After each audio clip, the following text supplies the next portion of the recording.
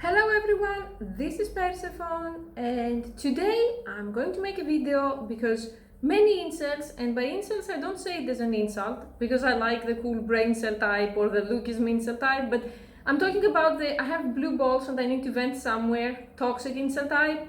They have been messaging me the same things over and over pretty much, that you're just a basic bitch and you're just ugly and you're so lucky to be born in a social media time where even the basic 2 out of 10 white girl can have an army of followers if she wears fake up and she wears yoga pants and so on. So today I'm going to tell you something and set the record straight, because I don't think that many people understand what's going on in society, and it's really sad. So if I can help, please bear with me. Thing number one, fact. I capitalize hypergamy and degeneracy and white privilege like crazy, okay? And people who say that white privilege doesn't exist, they can just come to me to show me, like, where did their belief come from? Because I have people sending me money for no reason other than that, oh my god, you're so white and you're so pretty. And those people are usually non-white. So white privilege is a thing, and yes, I'm taking advantage of it. Don't blame me for that, because I'm not the one creating it, and you don't expect me to die here in the sewers working a $200 job. Thing number two, did I create hypergamy? Did women create hypergamy? Did women actually make hypergamy as extreme as it is today? Nope, someone else did. Do you know who? White, schizoid, incel men are responsible for today's extreme hypergamy. Not me, not any other woman, not any other ethos or how you want to call it. It's white, schizoid men. And I can prove this to you today. Do you know why? Hypergamy always existed. I've made extensive videos about it. I don't want to be like recycling the same shit over and over, but it was controlled. To sum things up, if you were, let's say, on an island and there were 500 men and 500 women, the women would try to go for the best men, okay, like the richest guy or the most handsome guy or the warrior guy or the king or whatever it used to be at the time we're referring to. If the woman couldn't get that man, if she couldn't get number one choice, she would have to settle for number two choice. If she couldn't settle for number two choice because number two had 10 other women that they were better than her, prettier, more fertile, their parents could give them a dowry and so on, she would settle for number three, and so on. As a result, unless someone was a completely broke micro-penis incel, he could get a wife, okay? Of course, it wasn't as easy because there were many men who still died incels, or there were many men who didn't have money to provide, so they had to go to war for like a duke or a king to kill others and get land or wives as a prize and so on. It wasn't easy for men. It's always easier for women in any time. Trust me on that.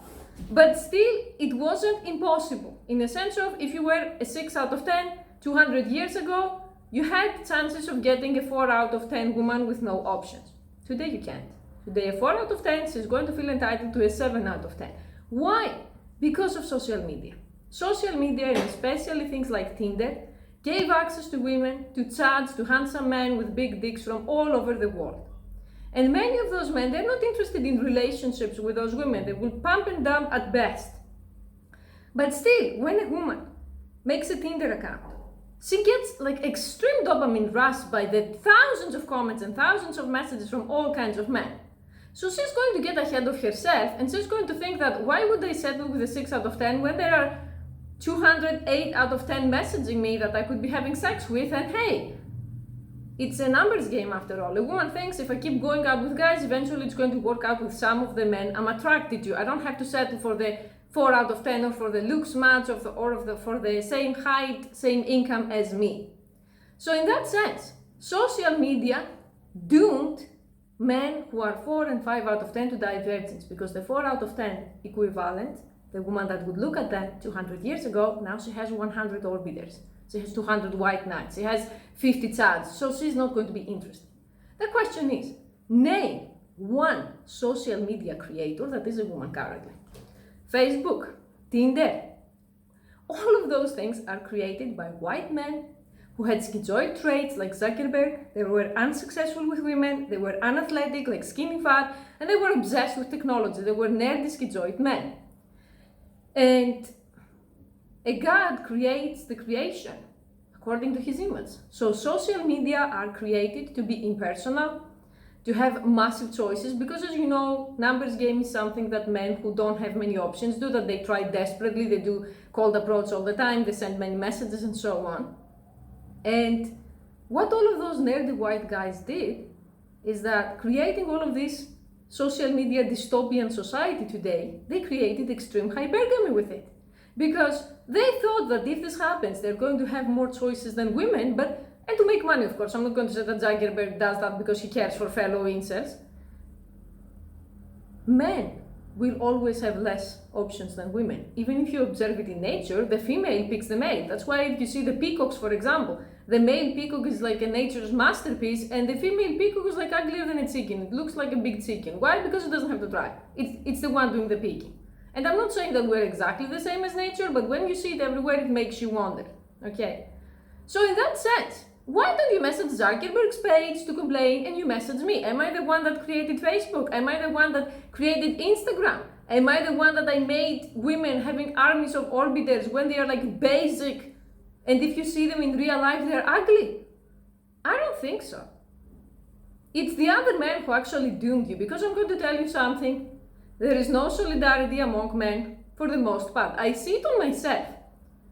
I have said in the past that I did an AMWF cam show, which is pretty much a cam show with my Asian husband, and the people who hated him the most, the people who tried to report us, the people who tried to insult him, were not white men or black men, they were other Asian men. Do you know why? Because they were like, why is this dude having a bigger dick than me? And why do you date this Asian? I could be better than him. I could provide better for you. And they started fighting in the comment section, and it was such a freaking disaster. We didn't make any money, and I'm never going to do this again. So most likely, if an incel sees someone getting women, they're going to be bitter and toxic. They're not going to be happy and supportive. So yeah, it's your fellow incels, the nerds and the geeks and the guys who have like high functioning autism and schizoid traits, and they can sit in their house for 37 days straight creating apps, that they brought you to today, where your dick is covered in spider webs and it's so thick that you can't even look down and see it. Yeah, of course I'm going to capitalize on it, and I want you. I'm still waiting for the guy who's going to tell me I would swap bodies with you in a day and I wouldn't make money from it whoring. I would just say to the guys who send me money, I don't want it because I don't know what. I would rather do weight-cutting jobs. I'm so sure the only reason all of those guys are jealous is because they can't do what women do. Let's be real here. Let's be real here. Who doesn't want easy money? So I don't know what to say. I don't want to say I'm sorry you were born male, but yeah, in this life, if you see it from Buddhist terms, you're handed over the short end of the stick. And if that goes with short height and small dick, we're talking about tiny end of the stick.